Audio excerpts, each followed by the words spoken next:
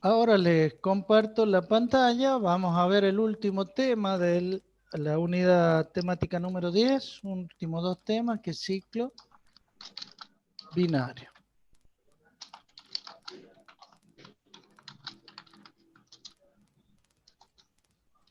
Este ciclo binario es utilizado para determinadas condiciones en las cuales se necesita, además del fluido de trabajo, que es el vapor de agua, otro fluido con unas características superiores en cuanto a su punto crítico para usarlo a una mayor temperatura y lógicamente a mayor presión. Este ciclo binario que nace, como bien dice su palabra, binario de dos fluidos de trabajo. Generalmente sabe ser el vapor de agua con mercurio, con sodio, con potasio, o mezclas que se dan entre fluidos que puede ser sodio y potasio. Es decir, que tenemos un fluido que va a operar a altas temperaturas, como puede ser el caso del mercurio, y otro fluido de bajas temperaturas, que sería en este caso el vapor de agua. ¿Cuál es la finalidad? Es producir una cantidad neta de trabajo mayor que los ciclos ya vistos, que fueron lo de Rankine con recalentamiento, el de Rankine con regeneramiento, hablando del vapor de agua, ¿no? Y incluso el combinado de gas y vapor. Este ciclo binario es un intento por superar aquellas deficiencias que presenta el vapor de agua al aproximarse los fluidos de trabajo cerca de valores en los que están en la isoterma crítica, ¿no? Es decir, que nos dan mayor performance y mayor uso de calor y temperatura para determinados equipos. ¿Cuáles serían las características de ese fluido de trabajo en los ciclos binarios para producir potencia? Una temperatura crítica elevada y una presión máxima segura, ¿no? Es decir, dentro de lo que hablamos de seguridad tanto para el trabajador como para los equipos, ¿verdad? Una baja temperatura del punto triple. Fíjense todas esas características tan precisas que necesita. Una presión de condensador que no sea demasiado baja para que, ya vamos a ver, se pueda interrelacionar con el primer ciclo, porque estamos hablando del segundo ciclo, que es el de altas temperaturas. Una elevada entalpía de vaporización, de manera que esa transferencia de calor se aproxime a una isoterma y no sean necesarias grandes relaciones como veíamos de su flujo de masa. Una curva de saturación que se asemeje a una U invertida, como vemos la que decimos siempre la campana de las líneas de saturación. Buenas características de transferencia de calor, en este caso una muy buena conductividad térmica, y que sea, como les dije al principio, no tóxico y inerte, y sobre todas las cosas desde el punto de vista económico de menor valor, ¿no? No va a ser como el agua siempre es el fluido más barato que se puede conseguir. Son muy pocos los fluidos que lleguen a conseguir todas estas características, y uno de ellos es, como les dije, el mercurio, uno de los que está siendo utilizado dentro de un ciclo perfectamente cerrado, ¿no? Ustedes saben que el mercurio es tóxico, por eso se trata de usarlo en un ciclo cerrado. Fíjense en un diagrama TS, como tenemos el ciclo de vapor que normalmente lo usamos, que es el ciclo de Rankine, ¿lo aprecian? Está entre A, B, C, D, C, A, todo la sucesión de puntos que representaría el ciclo de Rankine, mientras que el mercurio, que también tiene una campana, fíjense, esta es la U invertida de las características que hablaba. Cuando esta U invertida es más perfecta, más simétrica, nos está indicando que es un fluido con las características aptas para este tipo de ciclo de potencia. Fíjense ustedes la U invertida del mercurio, que es de temperatura superior, está representado por los puntos 1, 2, 3, 4 y otra vez 1, muy por arriba de las temperaturas inclusive críticas del vapor de agua. Quiere decir que este segundo fluido de trabajo que se interrelacionaría con el primero entre los puntos 2, 3, fíjense, y CD, es lo que nos permitiría obtener una mayor performance en el equipo que va a entregar ese trabajo, ¿verdad? Una mayor cantidad de calor puesta en juego que lo está representando en el área del diagrama temperatura-entropía, ¿sí? Bueno, acá me da en la firmina un ejemplo de las características que puede ser en este caso el mercurio. Fíjense la temperatura crítica que tiene, 890, y una presión crítica de 18 megapascales, muy superior a la que presentaba el vapor de agua, que era aproximadamente de 373 grados Celsius. Miren ustedes la cantidad que tiene de calor para ser entregado. Y lógicamente también permitiría de esa manera interrelacionarse entre ellos. Una planta de potencia entonces no puede operar en el vacío. Lo correcto sería que se pueda adaptar a cómo yo agrandaría el área. Habíamos dicho que bajando la presión hasta tal punto que se pueda es decir, extender el aire minimizando la presión para de esa manera agrandar el área. Pero muchas veces no se puede por obstáculos técnicos más que todo, ¿no? Porque es difícil conseguir una presión de esa naturaleza. Entonces se busca una presión en un condensador aceptable donde se pueda hacer la interrelación entre los dos ciclos, ¿sí?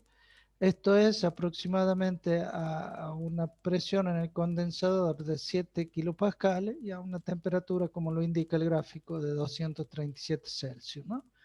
Es más o menos como una temperatura mínima de la cual este ciclo se podría aprovechar básicamente para obtener mayor cantidad de trabajo y lógicamente mayor cantidad de calor, ¿no? Es decir, que con el calor podríamos aprovechar y obtener mayor cantidad de trabajo. Por lo tanto, el uso del mercurio como un fluido de trabajo, de acuerdo a las características y a los ciclos que le estoy presentando, se presenta con una gran ventaja sobre cualquier otra sustancia, a pesar, como les dije recién, la elevada toxicidad y el costo, porque el costo del mercurio puro, ¿no? El mercurio que se debe utilizar es bastante costoso. Y la relación de flujo-masa del mercurio en los ciclos de vapor binario es varias veces la del agua debido justamente a su baja entalpía de vaporización. Es decir, que se puede utilizar sin ningún inconveniente técnico, más que todo buscando esa seguridad en los cierres herméticos de los distintos equipos. De acuerdo al gráfico y de acuerdo a los dos gráficos, están ahora en función del diagrama con respecto a la temperatura y entropía. Lo que recién veíamos en el diagrama TS, temperatura, entropía, con cada uno de sus ciclos, debajo de la campana, lo tienen ya en un esquema con su respectivo elemento de cada uno de los ciclos. Por ejemplo, en el ciclo del mercurio, que estábamos viendo con número, que es el ciclo de temperatura superior, comenzaría en el punto 3. En el punto 3 es bombeado a través de una bomba de caudal bastante pesadita para que pueda mover el mercurio. Y fíjense que pasa de una presión 3 hacia la presión 4, que es la presión en la cual está la caldera o el sobrecalentador de vapor, ¿verdad? Sube la temperatura del mercurio hasta el punto 1 y lo hago expandir en la turbina de mercurio. La turbina, entre punto 1 y punto 2, como ven ustedes, se produce la expansión isentrópica entregando trabajo de turbina del mercurio. Luego pasa a lo que sería el condensador entre el punto 2 y el punto 3 que es el sector en que se interrelaciona con el ciclo de Rankine, que está simbolizado por los puntos con letra. ¿Dónde comenzaría el ciclo de Rankine? Comencemos en C, que sería la bomba, análogo como habíamos visto recién, que levanta al punto D, a la presión D, que es la presión de condensador. Desde D, entonces, entra, fíjense, al condensador y entrega una cantidad fíjense que es absorbido el calor que tiene el mercurio. Para poder condensar ese vapor, el mercurio tiene que entregar el calor de evaporación. Entonces lo pasa hacia el agua.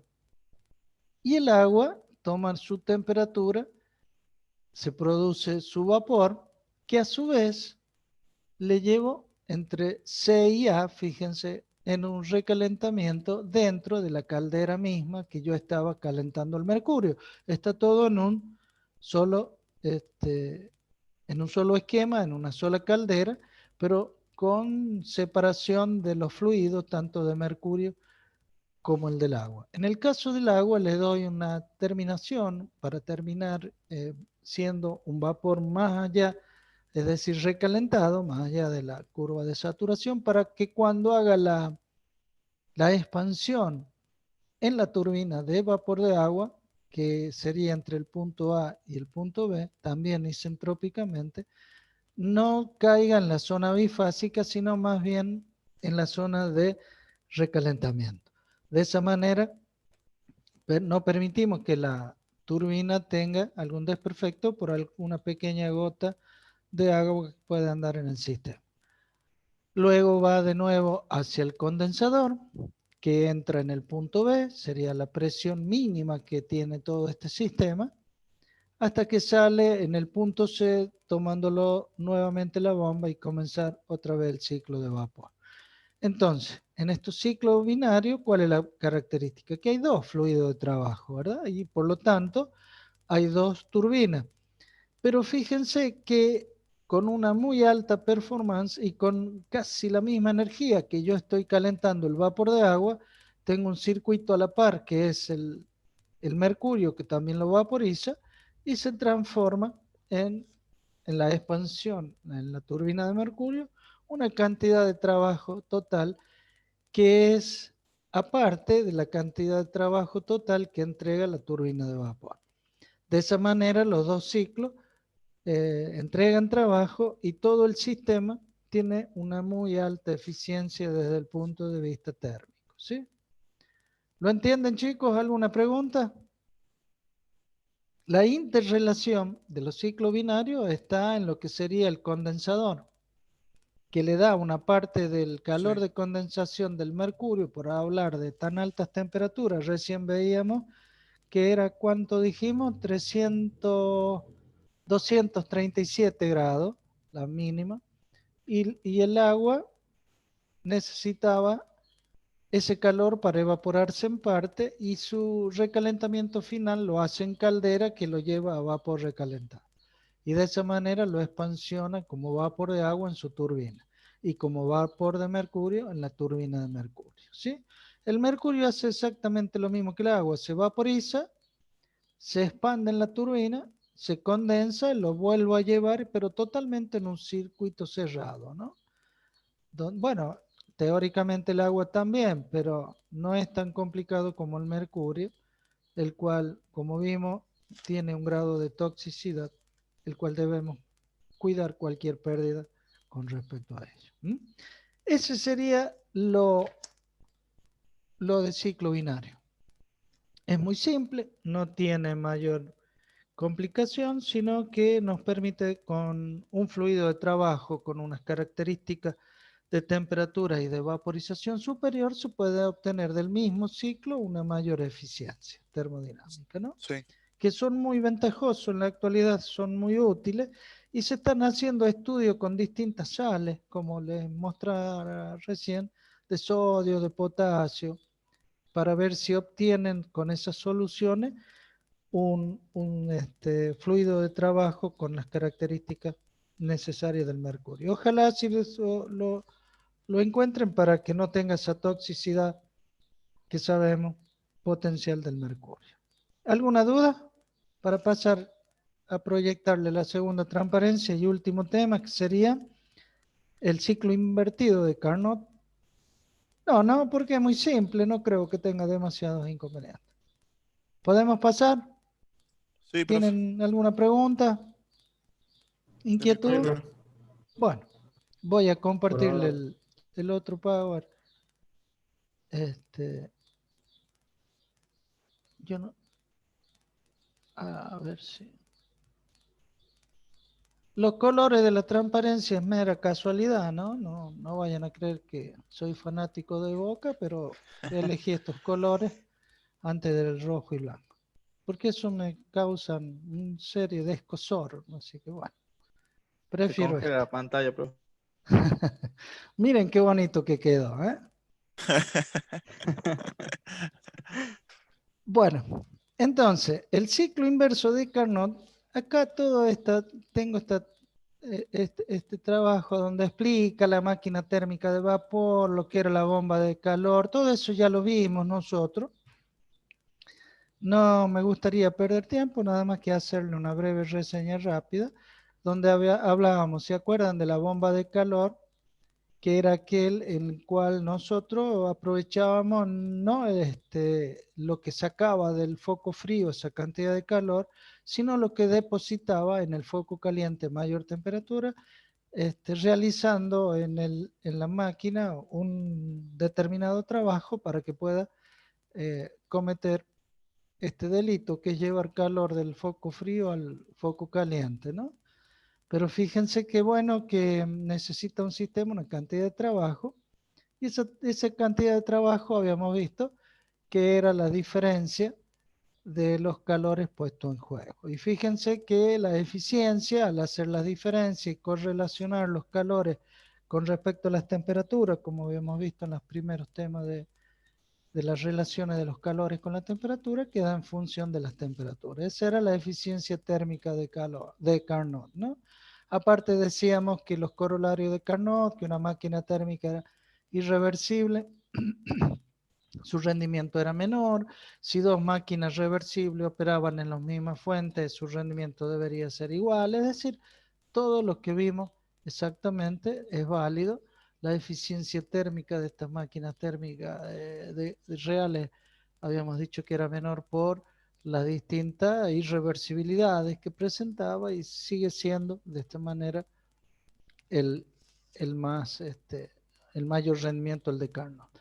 Pero lo que habíamos visto, que aquel entonces que era la bomba de calor, o que podíamos sacar calor de la fuente de menor temperatura y llevarlo al de mayor temperatura, en realidad estamos hablando de lo que sería un ciclo invertido, y su inverso de Carnot, porque Carnot del calor obteníamos trabajo a través de una máquina térmica entregando calor al sumidero o al de menor temperatura. En este caso es al revés. Le damos trabajo al sistema a través de un compresor, por ejemplo. El compresor, ¿qué va a hacer? Va a llevar un fluido, ese fluido que tiene las características especiales, va a producir la evaporación extrayendo calor propio de calor latente de evaporación, y lo va a llevar hacia afuera para que afuera lo enfríe, entregue el calor, se condensa y completa otra vez el ciclo. Ese ciclo que se llama inverso de Carnot es muy conocido, el ciclo frigorífico, en el cual la sustancia que da vuelta en este ciclo es un fluido refrigerante con unas características propias, en las cuales enseguida vemos, pero su característica propia esencial sería tener un bajo punto de ebullición para que de esa manera pueda evaporar y sacar el calor latente de evaporación del medio en el cual está el evaporador. Y pueden ser dos grandes clasificaciones, una como máquina frigorífica, que es el efecto de enfriar, y la otra que es el efecto de bombear el calor en el invierno cuando quiero calentar un determinado ambiente. Por ejemplo, Si yo tengo un río que está muy por debajo de la temperatura ambiente, yo puedo sacar calor de ese río y bombearlo hacia la habitación, invirtiendo lo que sería el evaporador con el condensador, ¿sí? Fíjense ustedes cómo de una manera el efecto es aprovechar el calor que entrega hacia la fuente de mayor temperatura, sería el de bomba de calor, y el otro sería aprovechando el efecto de enfriar una habitación, el de efecto frigorífico, ¿sí? Lo único que cambia es el objetivo que persigue el ciclo. Entonces, fíjense, teníamos que ese ciclo frigorífico de Carnot invertido entre dos fuentes, vamos a hacer el estudio de dos fuentes, tenemos una a temperatura menor y otro a temperatura mayor, ¿verdad? T1 mayor que T2. Hablábamos que el trabajo era la diferencia de los calores.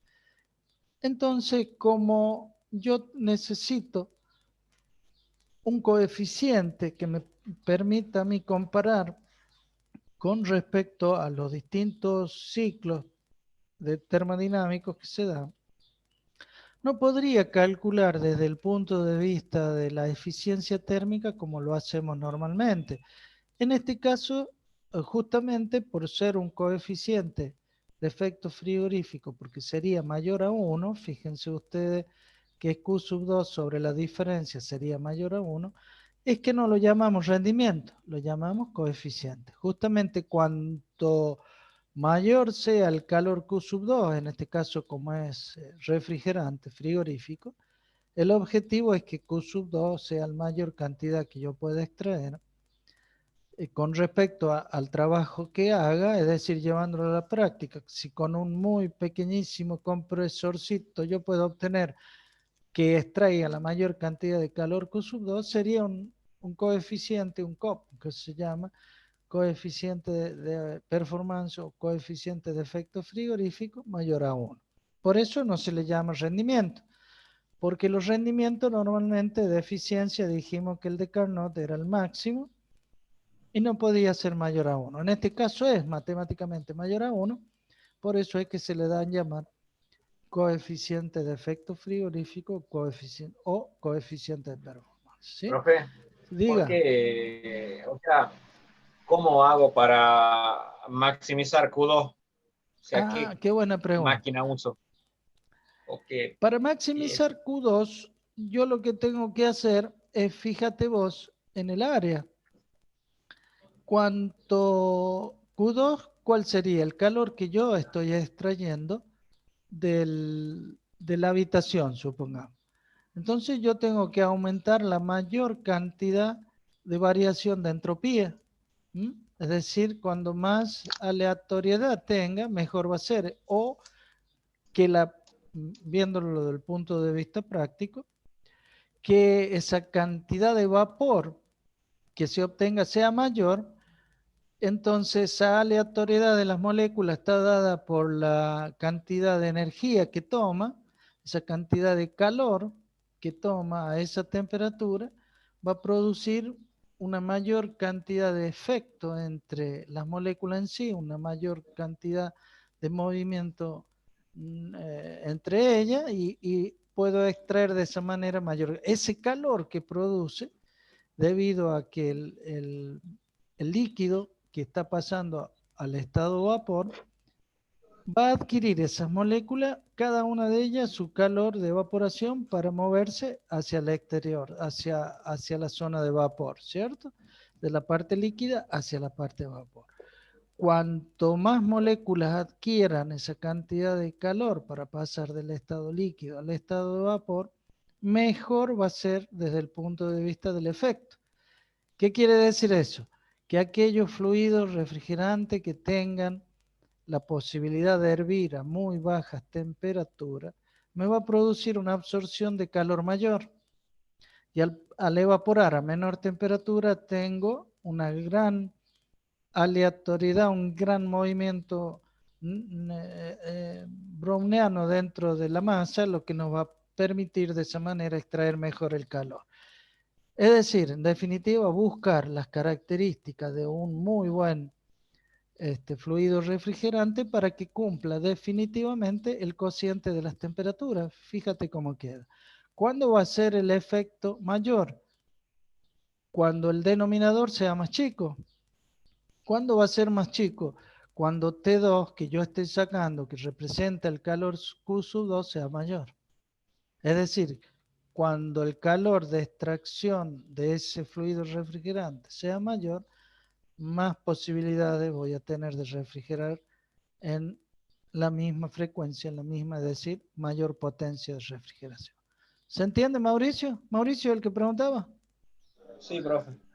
Es decir, el estudio básicamente es encontrar fluidos refrigerantes, también que no sean tóxicos y con todo esto de la onda verde, que no produzca estos clorofluorocarbonos que son extremadamente nocivos para el agujero de ozono, es que se están encontrando justamente fluidos que no tienen una molécula tan estable que se puedan degradar y no alteren el ozono, de tal forma que también tengan una baja calor de evaporación para extraer el mayor calor del ambiente.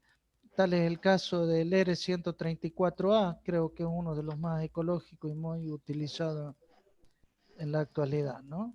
Ya los clorofluorocarbonos, eso ya se está perdiendo esos son los más perjudiciales. Entonces, ese ciclo inverso, que en definitiva le llamamos ciclo frigorífico o inverso de Carnot, van a necesitar ese fluido intermediario que es un frigorígeno que se llama, o generador de frío, también se le puede decir, que es el fluido que se vaporiza en el evaporador. Es decir, que el evaporador sería ese intercambiador de calor. ¿Recuerdan cuando vimos intercambiadores de calor? Bueno, ese intercambiador de calor que lo hace a través de las leyes de transmisión de calor van a permitir que pueda hervir ese fluido refrigerante. Si puede hervir, como lo hace el vapor de agua, por ejemplo, el vapor de agua hierve ¿a qué temperatura? Pregunto. El vapor de agua ya está hervido. ¿A qué temperatura hierve? A 100 grados centígrados. ¿Cómo? Depende de la presión. Muy bien, perfecto. A temperatura, digo, a presión, A temperatura una atmósfera. ambiente, a 100 grados. Nosotros nos está hirviendo 98,5 porque estamos más elevados, ¿verdad? A 98,5 grados Celsius. Fíjense ustedes, en este caso, si yo tengo un fluido que llegue a hervir, como el caso del amoníaco, creo que hierve a menos 21 grados, menos 20 grados. Quiere decir que pasa del estado líquido al estado vapor a menos 20, que si yo lo pongo a temperatura, produce ahí nomás la evaporación. Y si se evapora, fíjense ustedes, cuando ponen la pava, encienden la llama, ¿verdad? Le encienden la hornalla para que le dé calor para hervir. En este caso, el calor, el fluido frigorígeno, lo saca del medio. Es como que el calor está absorbiéndose a través del evaporador y haciéndolo hervir a este líquido, ¿sí? Luego ese fluido aumenta su temperatura, lógicamente, su presión. Ese fluido pasa luego a ser condensado. En el condensado pasa líquido saturado, del líquido saturado lo toma una bomba y la bomba lo manda nuevamente hacia la válvula expansora de por medio, hacia el evaporador y completa el ciclo. ¿Sí? ¿Sí? ¿Alguien pregunta algo? ¿O está abierto el micrófono? Tengan cuidado. Bien, fíjense cómo le describí yo un ciclo con los elementos y toda la física de lo que está pasando, de lo cual necesitaríamos un determinado trabajo, el trabajo que le damos al compresor, ese trabajo que necesita para hacer andar el fluido, que es igual al trabajo prácticamente de lo que estaría entre el compresor y el evaporador, ¿sí? Esto sería esquemáticamente, están viendo la transparencia ustedes, entre el ciclo TS y la campana. Esta campana de U invertida, ¿verdad? O la campana de saturación es del fluido refrigerante. Fíjense que están las flechitas invertidas con respecto a lo que estamos acostumbrados de Carnot. Antes era en sentido horario, esto es antihorario. Entonces, ¿dónde empezaría? Y bueno, comencemos en el compresor. Entre el punto 2 y el punto 3, ¿ustedes me ven la flechita, el indicador del mouse? Sí, ¿no? Sí, profe. Bueno, en 2 entra en el compresor, eleva la presión hasta la presión 3, que es la presión del condensador. En el punto 3, en esa presión de condensador, entra al condensador, lo hace a presión constante, el cambio de fase, fíjense, está pasando del estado vapor hacia el estado líquido, la curva de líquido saturado, sale del condensador como líquido, lo toma la bomba que va de 4 hacia 1, lo bombea hacia el evaporador. En el evaporador, que es el lugar, o mejor dicho, el evaporador debería estar en el lugar que quiero refrigerar, absorbe el calor entre el punto 1 y el punto 2, fíjense que tengo el evaporador, absorbe el calor y que lo va a llevar a entregar hacia el de mayor temperatura. Entonces, fíjense cómo quedó el ciclo. El trabajo total del sistema que va a ser igual a la presión que yo le dé en el sistema a través del compresor y una expansión que le llaman como si fuese una turbina expansora, ¿no? Entonces, también le tengo que restar ese trabajo pero en realidad no es un expansor, es una válvula de expansión, ¿sí? Y esa válvula de expansión, ¿qué hace? Hace que nos reduzca la presión y temperatura y por ende nos permita de esa manera completar el ciclo. Fíjense, este es un rendimiento del ciclo de la máquina, suponiendo que la máquina frigorífica o la que tiene el fluido con una característica de refrigerar, realiza teóricamente un ciclo de Carnot entre las temperaturas de condensación y el del refrigerante, ¿sí? Entonces, en ese caso, yo tendría la diferencia de calores con respecto a la diferencia de temperatura. Y fíjense que al distribuir este rendimiento térmico, que yo estoy suponiendo que va a ser Carnot, es decir, como que invertiría la flechita, me quedaría 1 menos Q sub F, que es el calor que va a sacar de la fuente fría con respecto al calor de condensación. Luego hago una serie de pasos algebraicos, paso Q sub C al otro miembro, me queda la diferencia de esta ecuación, ¿sí? Luego de esta segunda ecuación, despejo el cociente, que me va a quedar 1 menos su rendimiento. Y lo que estoy buscando es la relación que existe de la diferencia entre los calores y el calor que absorbió de la fuente de menor temperatura con respecto a ese ciclo de Carnot. Bueno, despejamos esas tres variables como vemos. Y fíjense que en este caso, yo reemplazo, ¿por qué? Porque yo, fíjense que N, el rendimiento, que sería Q sub C, yo con respecto a esto, lo puedo colocar como si fuese el cociente, ¿verdad?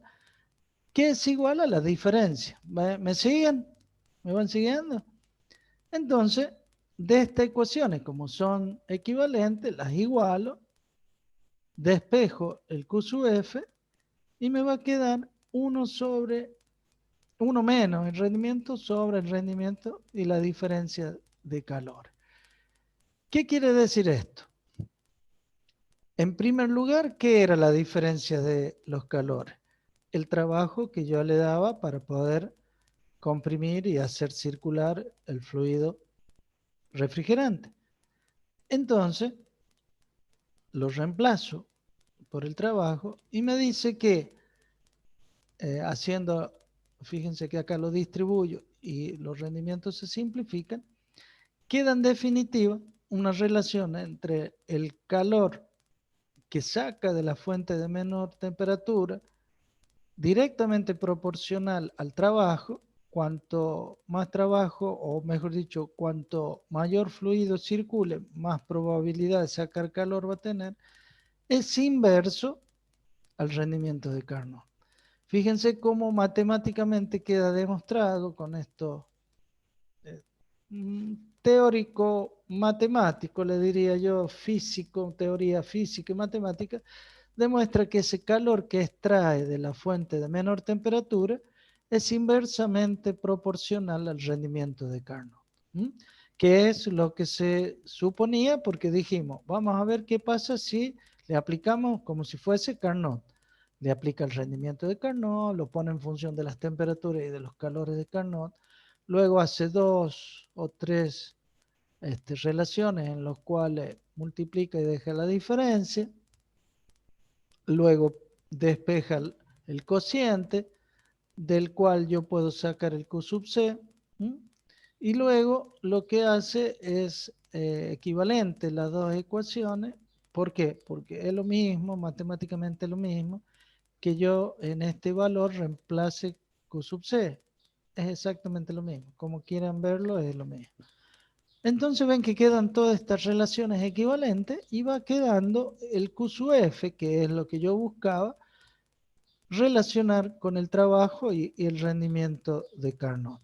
Llegamos a una ecuación final matemática donde me dice que el Q frigorífico, el calor de la fuente en menor temperatura, es directamente proporcional al trabajo e inversamente proporcional al rendimiento de Carnot. Claro que tiene que ser así, porque hablábamos de que es el ciclo inverso de Carnot. Con ello se demuestra que es inverso, ¿no? ¿Alguna duda?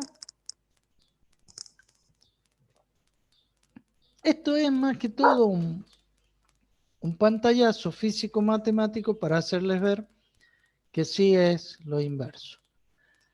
Entonces, el calor disipado en el condensador va a ser igual al calor que absorbe de la fuente en el cual estoy produciendo el enfriamiento, en el lugar donde estoy produciendo el enfriamiento, más el trabajo de acuerdo a la ecuación del primer principio, ¿no? El trabajo que le damos al compresor. Y luego haciendo relaciones, sabemos que un HP hora son 75 kilogramos por segundo, llevado a hora son 270.000 kilómetros por hora, colocando en función del equivalente térmico del trabajo, que era 1 sobre 427, voy a ver cuánto equivale a frigoría. Porque ustedes saben que una frigoría es la inversa de la caloría.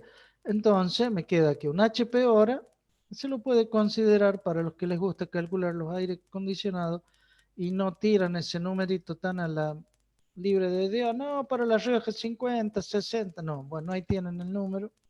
Que un HP hora representa, un HP hora es igual a 632 frigorías. ¿Sí? De ahí ustedes tendrían que sacar la frigoría o las calorías. La frigoría es la caloría inversa que esa habitación o ese lugar que quieren refrigerar tiene en función de la carga térmica, en función de la carga de las personas, en la movilidad, bla, bla, bla, bla, suman todo y ahí hacen la relación. Tengo tanta frigoría, un HP hora, divido en 632 y tengo la potencia que necesito para ese, teniendo en cuenta. Esta es sin tener en cuenta la potencia del equipo, ¿no? De ahí los equipos tienen hasta un 80, 85, algunos vienen con los inverters ahora tienen una muy buena eficiencia.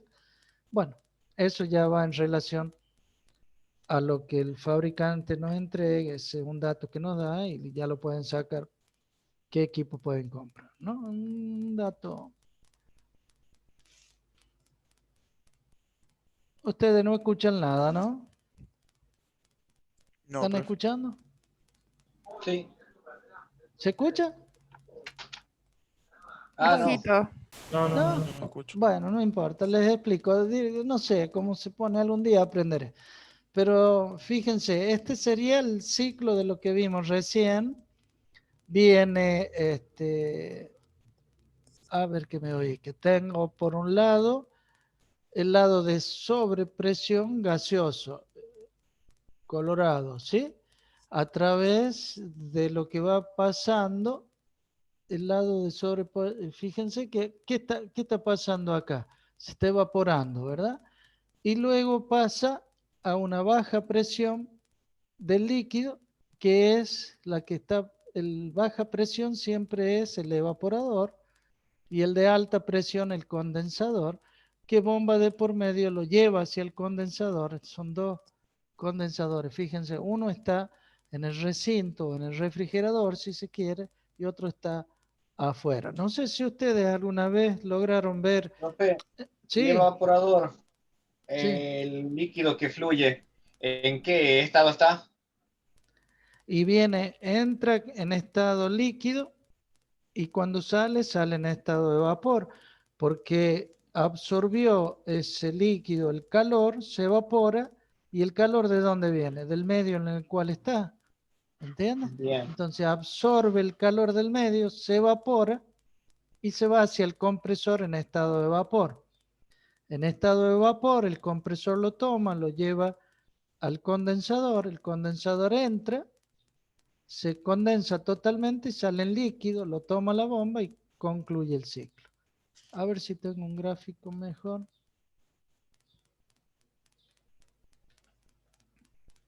Bueno, no tengo otro, pero me gustaría... Ah, este viene. Fíjense, tengo lo que era el expansor antes, se puede clasificar por lo que ahora es la expansión directa. La expansión directa saben ser, se caracteriza dentro de lo que serían unos pequeños tubitos que son eh, los tubos restrictores de menor tamaño que aprovechan un principio que es el de Joule-Thomson y se produce la expansión directa. Y la expansión indirecta utiliza una enfriadora de agua, un sistema especial en el cual le permite pasar a menor temperatura. ¿Qué es un ciclo de refrigeración? Bueno, se denomina así el ciclo en el proceso en el cual este fluido está pasando del estado líquido al estado de vapor, va tomando ese fluido refrigerante con esa particularidad de hervir a muy bajas temperaturas, el calor del medio, y lo va a utilizar para luego liberarlo en el en la parte de afuera.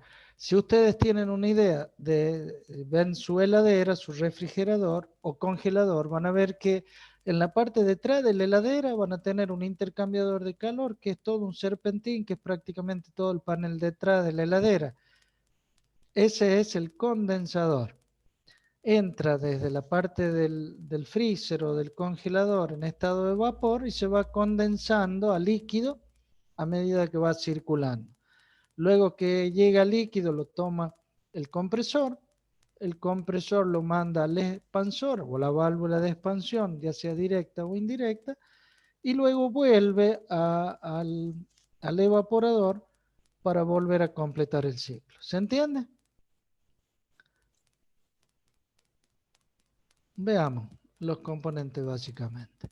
Un compresor, un condensador, la válvula, que antes la llamábamos expansor, que en teoría más productivo colocar una expansión libre, directa o una indirecta, ya sea en cualquiera. Ahora se utiliza mucho la del tubo restrictor, del tubo más finito, que es directo y produce una muy buena expansión.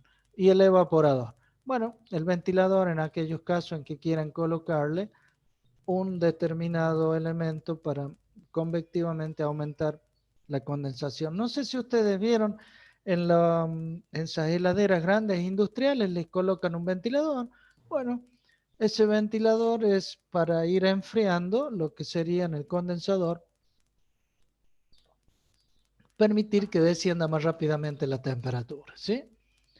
El compresor tiene entonces la función de comprimir ese vapor, totalmente en vapor, porque si va alguna gotita de líquido, vamos a romper el compresor.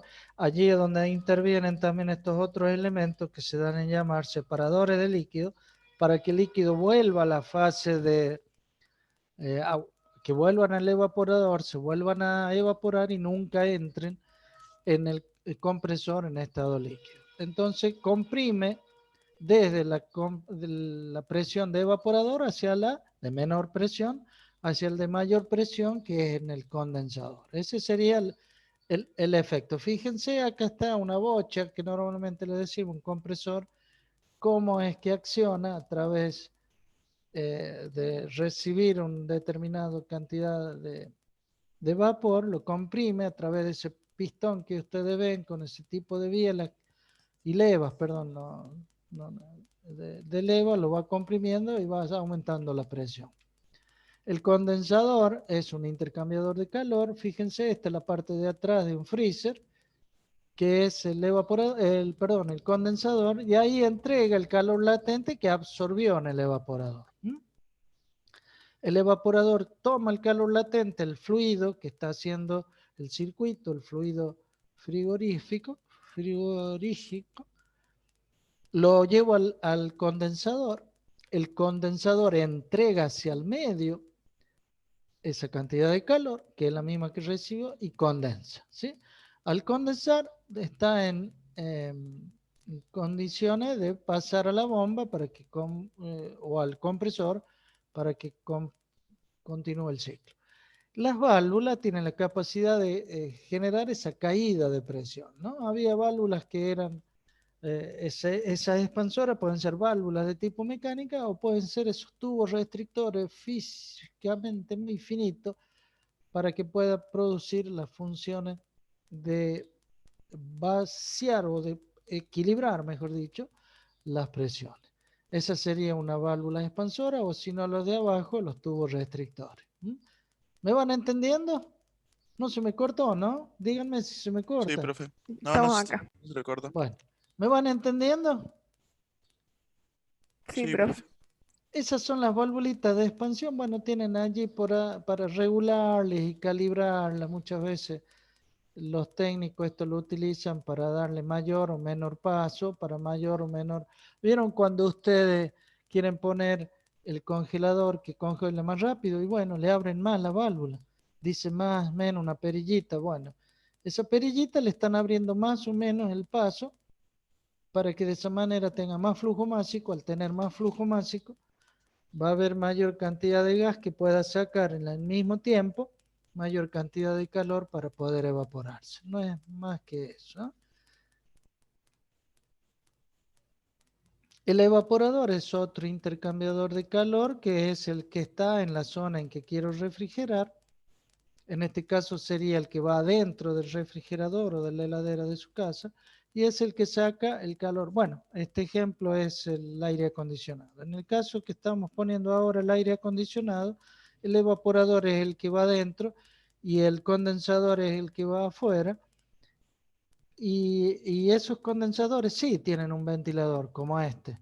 No sé si lo han visto alguna vez, es el compresor que va arriba y el condensador con un ventilador. Ese ventilador le permite hacer pasar mayor cantidad de aire y de esa manera enfriarlo más rápidamente y le saca el calor que adquirió en el evaporador. Allí está entregando la cantidad de calor que sacó de la habitación. Ahora, si nosotros lo quisiéramos usar como bomba de calor, tenemos que poner el condensador adentro y el evaporador afuera. Imagínense en una zona fría, el frío del medio sería la heladera, si queremos decir de alguna manera. Ese frío, ¿qué va a permitir? Absorber, le absorbo calor yo y lo estoy bombeando hacia mi habitación. Ahora, el efecto que estoy buscando es el calor en la habitación. Entonces, el COP de la bomba va a ser ahora el que entrega en la habitación. Ya no va a ser el Q sub 2, sería, o el Q sub F, sería el Q sub C, que es o el Q sub, en este caso 1, que veíamos, de acuerdo a la nomenclatura que quieran usar. Y se ve que el coeficiente de la bomba de calor o el COP de la bomba de calor es mayor en una unidad. Eso se puede demostrar. En alguna clase les puedo demostrar que es mayor el coeficiente de operación de la bomba de calor que el coeficiente del refrigerador. Y lo que les quería decir, que es mucho más eficiente calentar una habitación con una bomba de calor que cualquier otro sistema. Por ejemplo, el de vapor de agua, ¿no? Otra vez lo vemos el ciclo, ya no voy a cansar de mostrarle el ciclo, pero esta vez en un diagrama presión entalpía. Fíjense ustedes cómo están los elementos, en un lado el gráfico y en otro lado el diagrama, presión, volumen. Y fíjense, entre 1 y 2 lo comprimo, está en el compresor, pasa de 1 a 2, de 2 al condensador, que es de mayor presión. El condensador le da el calor al medio, esto condensa, pasa al estado líquido a mayor presión, le coloco esa válvula de expansión, pasa del punto 3 al punto 4 de mayor presión a menor presión. Fíjense, ahí le va colocando cada uno en su elemento todo lo, qué lástima que acá no sale la P, pero esta es la presión. P mayor, volumen menor, temperatura mayor, son todos los parámetros que van indicando los estados del sistema. La válvula de expansión hace que se expanda de 3 a 4, que llegue a absorber el calor en el evaporador y completa nuevamente el ciclo en el punto 1. ¿Se entiende? Pregunto. Sí. Sí, ¿no? ¿Estoy todavía? ¿Cómo Sí, estamos profe. con el tiempo? Tengo todavía una media hora. Sí. Sí. ¿Lo entienden, chicos? Este se llama el ciclo frigorífico a compresión de vapor, que es el que me pide el programa. Pero a su vez, esto es lo que siempre quiero hacer, pero siempre me falta tiempo. Hay otros 3 sistemas de frigoríficos o principios para refrigerar. El de evaporación, el de absorción y el de gas. Recuerden que cuando veíamos turbina de gas, cuando se expandía un gas se enfriaba. Bueno, ese principio también sirve, que es el principio de Joule-Thomson, para refrigerar ambientes. Es más, las cabinas de los aviones están refrigerados por aire que se expande a mayor presión, a menor presión, y pongo un intercambiador de calor que le pase el aire de la cabina y con un pequeño ventilador estoy insuflando aire más frío, ¿no? Ese otro sistema se llama, sería el inverso de Brighton, en lugar de inverso de Carnot. Y el de absorción aprovecha la particularidad que tienen determinadas sustancias que son endotérmicas. Por ejemplo, cuando mezclo cloruro de, de amoníaco, cloruro amoniacal en agua, se produce esa disolución, es unos granitos, una sal blanca, y saben que empieza a absorber calor para poder disolverse y se pone frío el matrazo. Alguna vez tienen la posibilidad de estar en el laboratorio de química, busquen algo, cloruro amoniacal, o el mismo amoníaco Sí. cuando se disuelve en agua, es una reacción de tipo endotérmica, es decir, que absorbe calor del medio. Por lo tanto, si yo tengo un recipiente con agua y le burbujeo amoníaco, va a tener que absorber ese calor por estar produciéndose la disolución química. Es distinto el principio, ¿eh? No es una evaporación, es una disolución. Ese es otro de principios de refrigeración, ¿sí? Pero bueno, la unidad temática número 10 me pide solamente refrigeración por compresión y es el que le estoy brindando ahora. En cuanto al análisis termodinámico, vamos a ver si hacemos, por ejemplo, el proceso de compresión y lo consideramos isentrópico, por lo tanto es adiabático, el calor es cero. Lo puedo medir planteando el primer principio como la diferencia de entalpía, ¿se acuerdan? Y esa diferencia de entalpía, y lo mantengo para que sea a propósito un calor negativo, que significa que es un calor que recibe el medio, ¿no? Porque es un calor que le estoy haciendo a este sistema a través del medio, que es un compresor. El proceso de condensación, en él estoy haciendo a presión constante. Fíjense ustedes, en este caso el trabajo es cero, porque no hay variación de volumen. P por o V por diferencial de P, al ser P constante 0, ¿se acuerdan el trabajo de circulación? Y me queda que el calor es igual también a la diferencia de entalpía. Lógicamente, entalpía mayor, menor que entalpía a la condensación. ¿Por qué? Porque tuvo que entregar toda esa cantidad de energía para poder condensarse. ¿Me van entendiendo? Sí, El profe. proceso de expansión Ajá. no hay ni calor ni trabajo. Por lo tanto, en el proceso de expansión es un proceso a entalpía constante. ¿Sí? Ahí se puede demostrar que la entalpía 3 es igual a la 4, la que pasa a través del proceso de expansión. Y en la evaporación pasa exactamente lo mismo. No hay trabajo, lo mismo que en el caso del compresor, ¿no? Nada más que en forma invertida, donde no hay trabajo, entonces el calor que saca es lo que se le da a llamar el efecto refrigerante o el efecto frigorífico, ¿sí? Que vendría a ser la diferencia entre entalpía 1 y entalpía 4. El coeficiente, como habíamos dicho, era el efecto que queríamos en cuanto a frigorífico, ¿no? Con respecto al trabajo. Y como ya habíamos visto que estaba en diferencia de las entalpías, lo podemos colocar también en función de ello. Y el caudal másico va a ser la capacidad que va a tener de refrigeración con respecto al efecto que produce ese refrigerante, que es igual al flujo másico o a la cantidad de masa que nosotros necesitamos para que cumpla con ese cometido.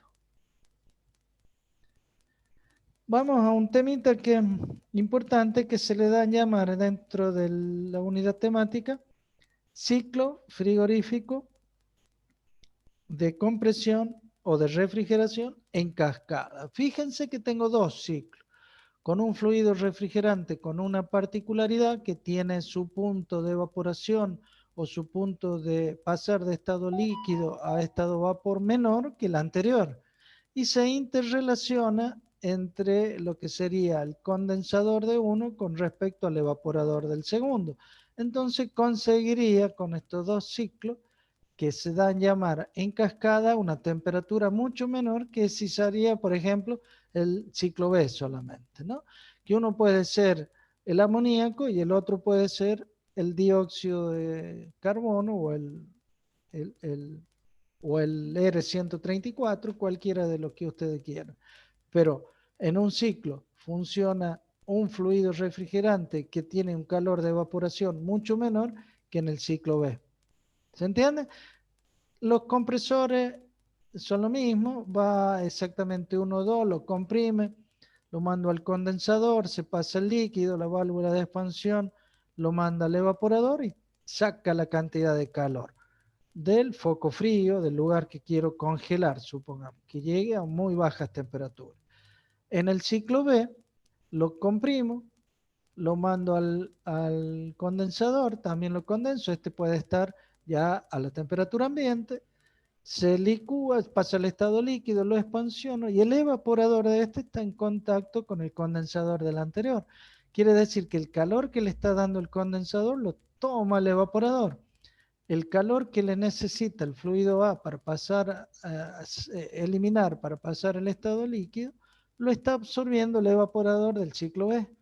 Fíjense cómo de esta manera dos fluidos me pueden o permiten una mucho menor temperatura de una sustancia que puedo refrigerar. Eso pasa, ¿sabe dónde? En los frigoríficos.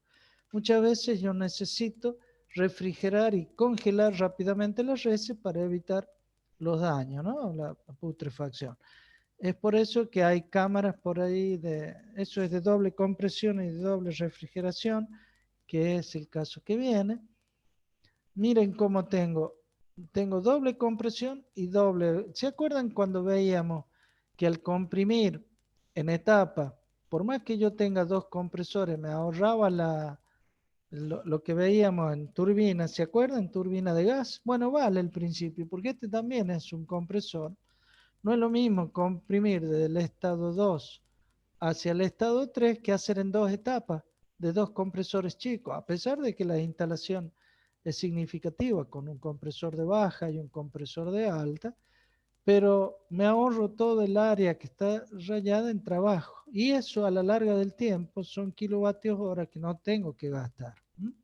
Lo comprimo en 2 etapas, va hacia una cámara mezcladora, esa cámara mezcladora está elegida a una presión intermedia, luego va a un separador de líquido, ese separador de líquido lo lleva a una válvula, a otra válvula expansora que va hacia el evaporador y saca la cantidad de calor del foco frío. Mientras que del separador puede pasar hacia el punto 7, el punto 7 lo expando nuevamente, que entraría al condensador.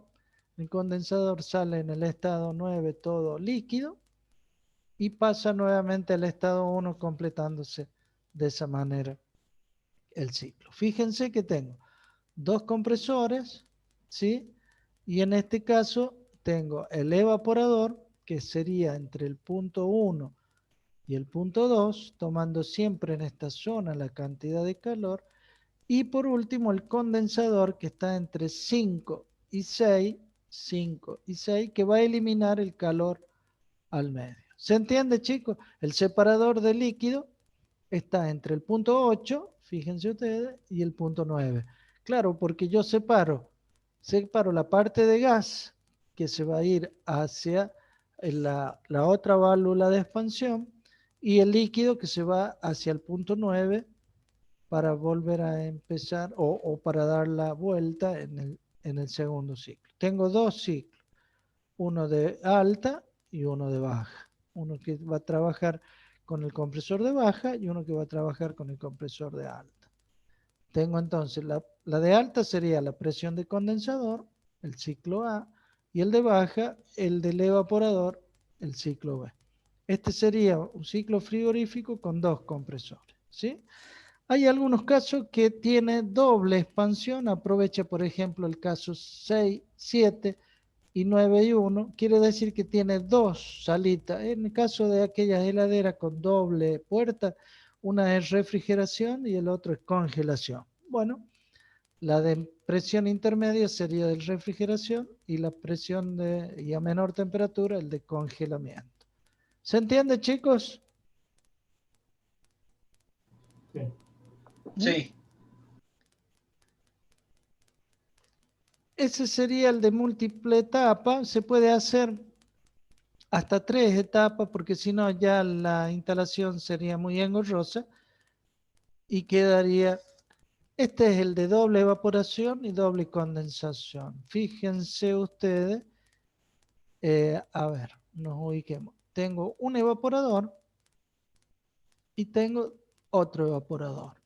Fíjense que recién teníamos un solo separador de líquido, ahora tengo 2 para permitir que hacia los compresores no circule líquido. Estos separadores de líquido vuelven el líquido hacia el evaporador para que se haga vapor y pase solamente vapor hacia los compresores, ¿sí? Mientras que las 2 válvulas que recién tenía, entre 1 y 2, una de las válvulas en entalpía constante, y entre 3 y 5, la segunda válvula de expansión, acá lo que estoy aprovechando, entre 2 y 4, fíjense, tengo un evaporador y entre 5 y 6, el otro evaporador. ¿Se entiende, chicos? Este es el sistema de doble compresión con doble evaporador. Es el sistema que le hablaba recién de las heladeras de doble puerta, donde tengo a menor temperatura el congelador, que sería el de 5 y 6, el evaporador 2, y a una presión intermedia y mayor temperatura, el de refrigeración. Entonces, completaría el ciclo con doble evaporador y doble compresión. Este sería el condensador que está en la parte de atrás de la heladera y estas serían las 2 puertitas que ustedes tienen. Generalmente tienen 2 compresores que ahora están utilizándose mucho los compresores inverter, que es una tecnología que nos permite a nosotros permanentemente están andando los compresores, pero evitan ese golpe brusco de arranque y detenimiento, ese golpe de ariete, todo ese inconveniente que produce. lo mejora andando paulatinamente sin parar, a pesar de que andan permanentemente los compresores y como son más chicos, evita ese golpe y ese golpe es el que mayor consumo produce, de tal forma que esa tecnología nos hace de una categoría A positiva, A doble positiva, con una tonalidad tirando a verde ya, ¿no? Ustedes vieron las características que les dan, esos son de los tipos de consumo. Bueno, de acá en más vienen los otros estudios de frigorífico que a ustedes no le pide el programa, así que no se complique la vida. Pregunta, inquietudes. No, de momento. ¿Me entendieron? En Sí, definitiva, ¿qué vimos? El ciclo binario que utiliza la característica de un fluido de mayor capacidad térmica, de mayor cantidad de calor para combinarse con el, por ejemplo, mercurio con agua. De esa manera permite una obtención de mayor performance en el equipo. Luego vimos el ciclo inverso de Carnot, que serían los ciclos frigoríficos, de los cuales le dimos preponderancia al de compresión de vapor, que trabaja con una serie de elementos a través de un fluido refrigerante cuya característica es evaporar a muy bajas temperaturas. Y de allí vimos que están los sistemas de doble compresión y doble evaporador para aumentar la eficiencia de estos sistemas, ¿no? El cálculo de la eficiencia están también en la transparencia y se hace a través de las diferencias de entalpía de los distintos sistemas, ¿no? No sé si tenemos unos minutos, lo podemos ver. Sí, tenemos unos minutos. A ver, lo voy a volver a poner para que... A ver si... No, este no es. Me confundí. Déjenme ver si lo tengo.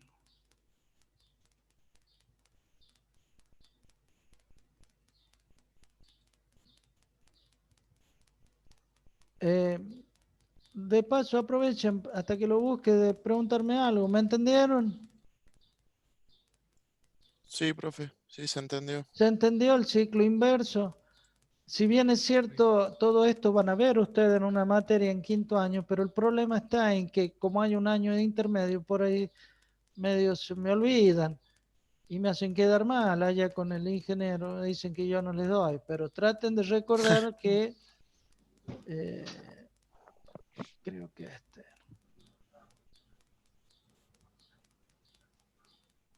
de recordar por lo menos el sistema, cómo funciona todo esto. Ah, tengo muchos abiertos, cierto que hay que cerrar. A ver, aguántenme un rato más. Hay que cerrar un poco porque no los muestra. No es como el otro más piola. Voy a cerrar este. Cerrando uno tampoco entra. Bárbaro, cerra todo. No, este no te quiero cerrar ahora.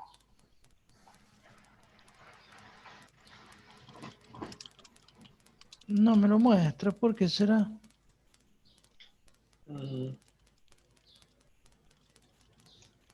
Algo estoy haciendo mal, a ver, espera. Vamos a cerrar eso. Vamos a ver si cerramos un poco. Ah.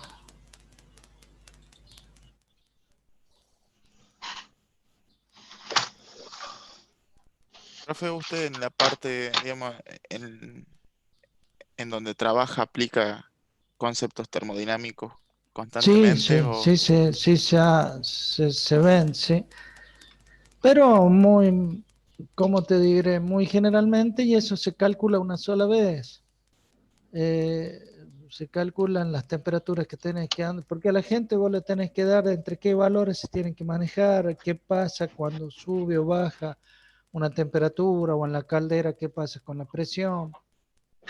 Eso se calcula una sola vez. Lo estoy viendo No. yo, pero ustedes no.